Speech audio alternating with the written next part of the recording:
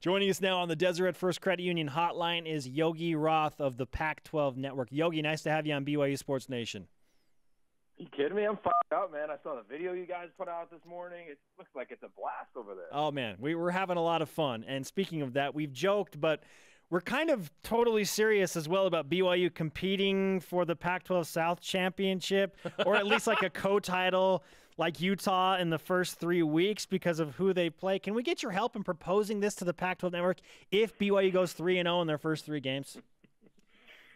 Well, I'll tell you what, I don't think you're going to need a lot of my help to get people talking about it, at least on social media. I think it's going to be a little struggle to get you the actual title, but it might help the argument to get into the Big 12. You never know. Yeah, exactly. We may or may not be prepping a banner should BYU start 2-0. I'm not kidding with that. But the first 3 games are interesting because BYU does play 3 from the same division. And, of course, they're going to play Utah for the second time in the last 3 games going back to the Vegas Bowl. So what do you think of those initial 3 games for BYU against Arizona, Utah, and UCLA? Well, I'm really curious. I mean, I wonder what BYU fans would rather have, like a 2-1 start or like a 1-2 start with a win over Utah.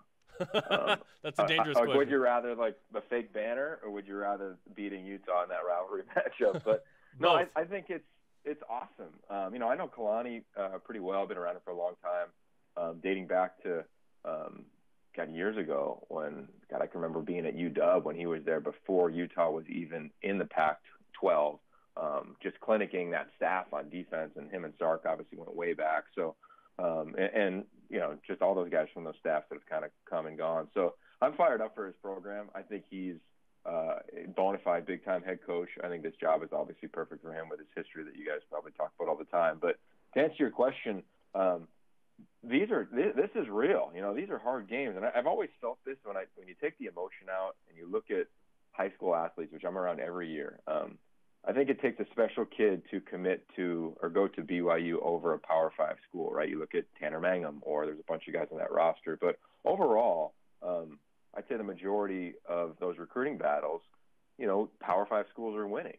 And I don't think that's a dramatic statement. I just think that's probably the truth. So you would say, based on say recruiting classes, these 3 schools in the Pac-12 South would be favored in this ball game. I don't know if that's going to be the case. I don't look at lines on purpose, but I think it's going to be hard for them week in and week out because they're seeing so many different styles. Right? Arizona, it's week 1. It's going to be cool. It's in a sweet stadium. Everybody's going to be jazzed up for that one.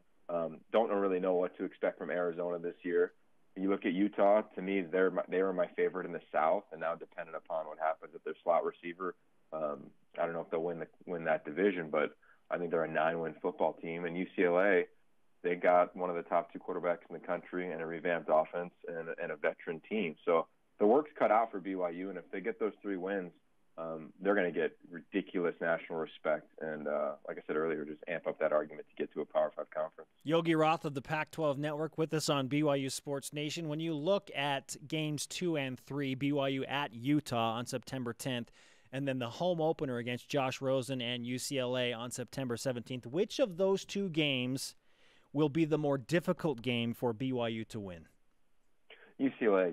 I go back every May and June, and it's really fun. If you guys are ever in LA, come hang out. And I just dive into every team and watch their games and do a full-on self-scout just to prepare for kind of media days and training camp and just a level set. And I try to predict every game.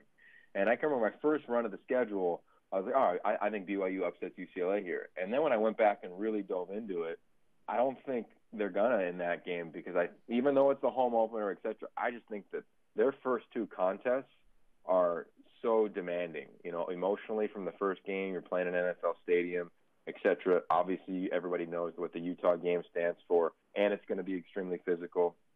I think UCLA, under Jim Mora, it's his most complete team. It's his healthiest team. Offensively, I think it's going to be the ability to be the most explosive team with Josh at quarterback and be able to dissect, a defense. So it's going to be a really fun game from an EXO standpoint of Kalani and what he has done historically to quarterbacks, how he attacks these types of offenses, and then obviously the response from the UCLA side. So I think the more difficult game is that home opener. There's going to be so much around it, obviously for Kalani, the program. But the reality is when you look at the football, their first 2 weeks are brutal, man. And then you get a UCLA team, which I'm calling their game of the week before against UNLV, and they don't have cakewalks either, but I think they're favored in that game, in my opinion, the Bruins. Yogi, I respect you. You could easily come on a BYU show and just say BYU, but no, you said UCLA, which they're going to come into Provo. That's going to be a good game. And in week 2 is a Utah game. BYU's lost 5 in a row. That Vegas Bowl was interesting, to say the least. What do you think of the BYU-Utah matchup in week 2? Yeah, well, I mean, the only bummer there for BYU fans is that Utah plays a Thursday night, against a team that they'll roll on, probably in southern Utah. So they get even more time to prepare. And it's an old adage, but there's truth to old adages of, like, the biggest improvements from game 1 to game 2.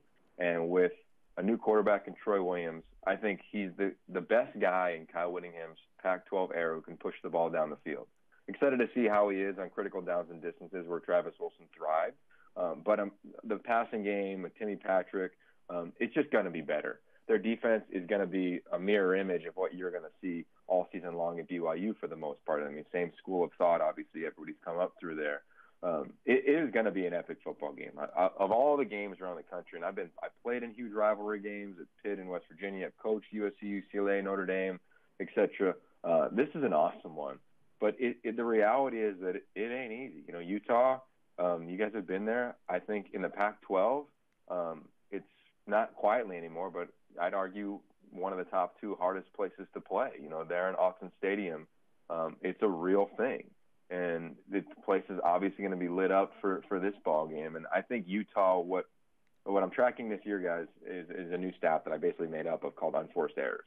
When I was watching, like, tennis this summer when nothing else was on, I was like, man, the people that win are the ones that don't really make mistakes. So I started to compare it to football. And Utah, they don't commit penalties. They don't turn the ball over. They're very rarely in the wrong responsibility. They don't overrun gaps. They just do sound stuff. They're so well coached. I just don't see them making a lot of errors. And they can push the ball down the field potentially with Troy Williams. I think they're a stronger team than they were a year ago, even after they're losing the 2 most productive players in their quarterback and their running back, Devontae Booker. So I think it's hard for BYU to go in there and get that win. I think it's going to be a classic game. But, again, like, I'm taking my Pac-12 network hat off, just pure analyst. It's advantage Utah in this ballgame, in my opinion, and it's because of who they are in their front 7. Pac-12 analyst Yogi Roth with us on BYU Sports Nation, discussing BYU's specific first 3 games of the 2016 season. Straight up, does Kalani Sitake give BYU an edge in the game against Utah that they didn't have previously under the Bronco Mendenhall staff? I think Kalani Sitake gives them an edge in every game. I'm telling you, I've been around him a lot, and, you guys probably watched, the drive on the Pac-12 networks last year. If your fans haven't, go check it out at Pac-12 or Pac-12.com. It's basically a documentary series following their team all season, and we were in there for every moment, good, bad, and different. Gary Anderson, who you guys I know really very well, he was like, look, show the build, show the difficult times. So we did. He wanted more of that to showcase how that program was rebuilding, and you got to see Kalani's approach. And just like people saw last year from Utah's team, is they've got some get after you in them. And Kalani, he's extremely soft-spoken, obviously one of the most polite, respectful humans I've ever met, and in the coaching profession for sure. But he's going to get his guys to get after it. They're going to have an edge. And to me, the difference between really talented teams and ones that are good are ones that hope things go their way and ones that know things are going to go their way. And I think Kalani brings that quiet confidence of, like, look, we know this is going to happen.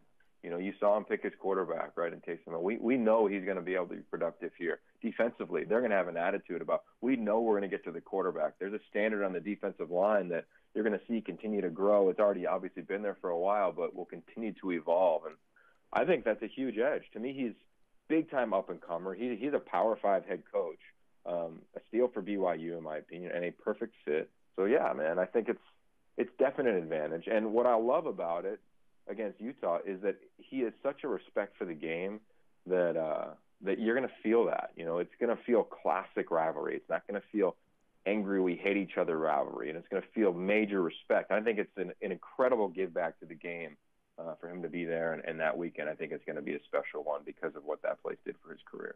A lot of fans are really excited to see how it starts, and it starts next week, which is fantastic.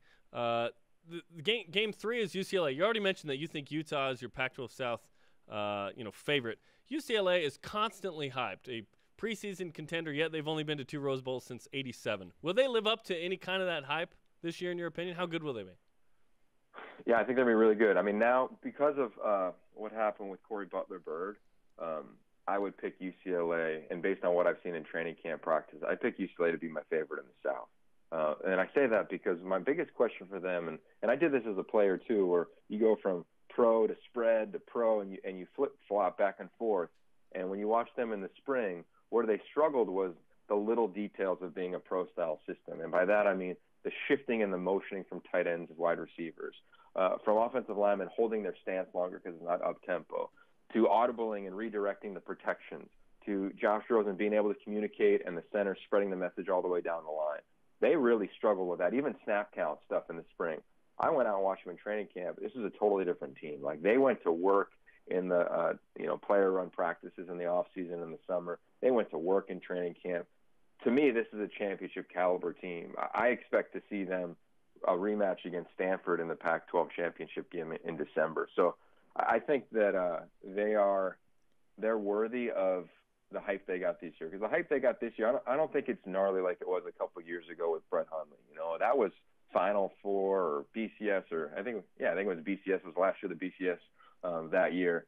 I think that they're worthy of it for sure this year. You look at their offensive line. They got 2 NFL tackles on both sides, 6'9", 315 plus. Their defense, their secondaries, they're deep. They're not, I don't know how many NFL players they have on that, but they got guys that can play and rotate in and out. They got a defensive lineman, Tack McKinley, who is built like guys you've seen in that state for a long time. He kind of reminds me of Kylie Fitz at Utah. They got a 3 technique, and Eddie Vanderdoes, who is a first-round talent in the defensive line. Jam Brown at linebacker, they're athletic enough. So I think they have it, and I'm excited to see how they call plays. You know, again, like BYU, they got a first-time offensive coordinator in college football.